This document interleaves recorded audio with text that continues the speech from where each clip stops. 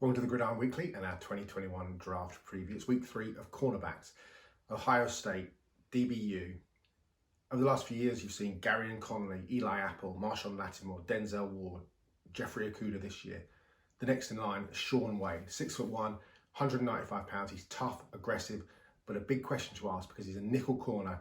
Can he play outside? Let's get down to Columbus and take a look. So before we take a look at him in action, what else can I tell you about him? Former 5-star recruit, incredibly versatile. He's a guy that played safety and linebacker in high school. Obviously, as I said, nickel corner, which we'll get to in a sec. You'll see him jump up into the A and B gap on the defensive line and not be intimidated. Huge tackler, really, really good at tackling, very aggressive, physical, taking on blocks. But the biggest question mark is whether he can transition from the nickel to outside, two very different propositions. And one of the things I don't like about Shaun Wade, which I'll show you in a minute, is he gets very grabby. He gets his arms hooked around receivers' waists. That's going to be an issue, and I'll show you some examples in a second. But first of all, some of the things he does really well, specifically tackling. So 2 plays back-to-back here against Michigan. Unusual to start on hitting prowess, but that's really what he does so well. Here's Shaun Wade here, Donovan Peoples-Jones. Back's going to get the ball, it's going to flare out. Wade's going to think Peoples-Jones is his guy, drop off, come back up, lay the lumber, force the ball out. Take a look at it. Peoples-Jones, that's Wade's man. Drops out, sees, clicks, closes, boom, fumble. Actually ruled incomplete, but you'll see it better on the replay. Up he comes, perfect form tackle. Scouts are going to love that from Shaun Wade. Here again against Michigan. Little screen pass and boom. Sean McKeon, the tight end, gets absolutely flattened. Doesn't like it. Follows Shaun Wade, but what can you do about it? That is a big time hit from a 195-pound defensive back on a 255-pound tight end. So tackling is very definitely on point, but what's he like when the ball's in the air? That's where his money's going to be made. A couple of examples here. Against Rutgers and against Miami of Ohio. Let's take a look.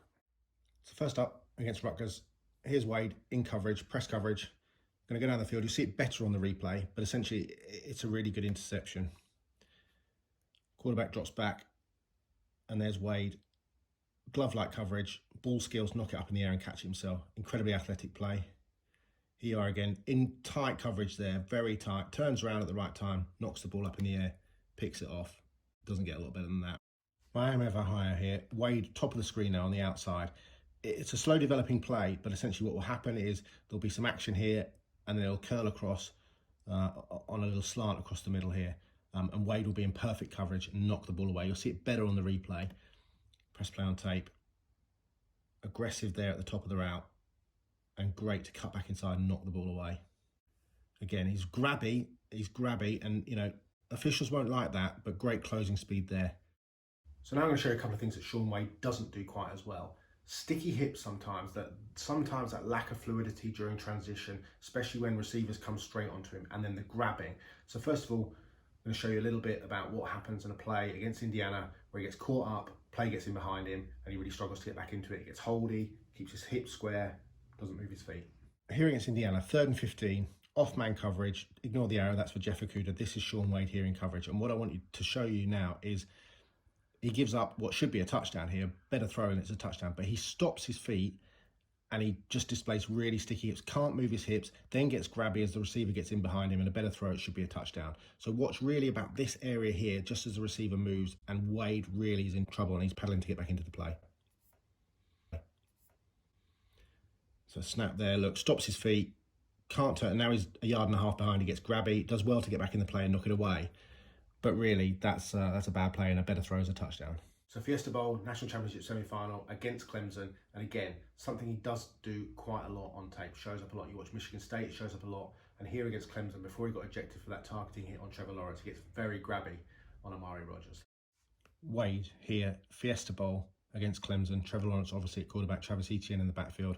Amari Rodgers, Shaun Wade. Watch what happens because he gets really, really grabby. And this is not something you want to see. He gets beaten and then starts to grab. Play goes away from him. And he's grabbing on, he's pulling back Rodgers. You do not want to see that if you're a coach, and you're going to get flagged in the NFL if you continually do that. That is a thing that Shaun Wade has to break out of, a habit he really has to get rid of. So that's Shaun Wade. So much to like about him. Feisty, tough, tenacious, really good understanding of concepts in terms of pass game, run game. He really seems to be oftentimes one step ahead of the game. But some of the little things are going to bother coaches and scouts. The grabbiness at times, the way he stops his feet sometimes, especially at the release point where the receiver gets to the top of his stem and then changes direction. Some of those things he's going to need to iron out. The biggest issue, obviously, is moving from inside in the slot to outside on the boundary. Much bigger ask for Shaun Wade moving forwards, but he has the size, he has the speed, he has the mental capacity to be able to do it. So I'm sure he will be able to transition very easily. A lot of scouting services have him as the #1 corner. For me, at the moment, he's not quite there, mainly because of those issues I talked about. But a really, really interesting player and a tough, feisty competitor that teams are going to love.